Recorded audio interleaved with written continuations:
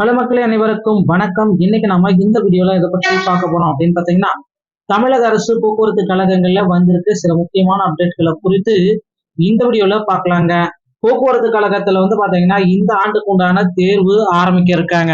So TNSTC உடைய இறுதி கட்ட தேர்வு. ஸோ மே மாசம் 21 அப்ளிகேஷன் ஸ்டார்ட் பண்ணி ஏப்ரல் 21 முடிச்சு 5 நாட்கள் பாத்தீங்கன்னா கரெக்ஷன் கொடுத்து இப்ப தேர்வு தேதிக்கான டைம் வந்தாச்சு.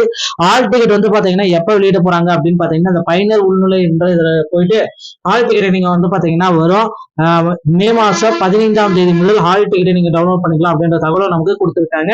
சோ தேர்வு எப்படி இருக்கும் அப்படின்னு பாத்தீங்கன்னா, ஏன்னா எக்ஸாம் ஃபீஸ் பாத்தீங்கன்னா கிட்டத்தட்ட 1180 ரூபாய் இருக்கிறதுல ஹையஸ்டான எக்ஸாம் ஃபீஸ் கண்டக்ட் பண்ணதுனால சோ கண்டிப்பா ஓஎம்ஆர் முறையில எக்ஸாம் நடப்பதற்கு வாய்ப்புகள் மிக மிக மிக குறைவு.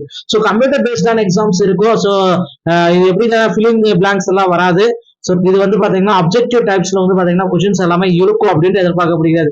சோ 4 விடைகள் கொடுத்து அதுல ஏதாவது விடைகளை தேர்ந்தெடுத்து எழுதுக அப்படின்ற மாதிரிதான் இருக்கும். சோ அந்த மாதிரி கரெக்ஷன் அப்ஜெக்டிவ் டைப்ல மட்டும்தாங்க டிஎன்எஸ்டிசி எக்ஸாம்ஸ் இருக்கும் அப்படின்றது எதிர்பார்க்கப்படுதுங்க. சோ நிறைய பேர் பாத்தீங்கன்னா ஓஎம்ஆர் முறையில எக்ஸாம் இருக்குன்னு கமெண்ட்ல கேக்குறீங்க. சோ ஓஎம்ஆர் முறையில எக்ஸாம் இருப்பதற்கு வாய்ப்புகள் மிக மிக மிக குறைவுங்க. சோ அதனால ஓஎம்ஆர் முறையை நீங்க தவிர்க்கலாம். ஆன்லைன் சிபிடி எக்ஸாம் தான் இருக்கும்ன்றது நம்ம எதிர்பார்க்கலாங்க. சோ டிஎன்எஸ் செய்திகள் அனைத்தும் உடனுக்குடன் பெற நம்முடைய சேனலோட இணைந்தர்கள் மீண்டும் ஒரு நல்ல தகவலோட நான் உங்களை சந்திக்கிறேன். நன்றி, வணக்கம், தேங்க்யூ.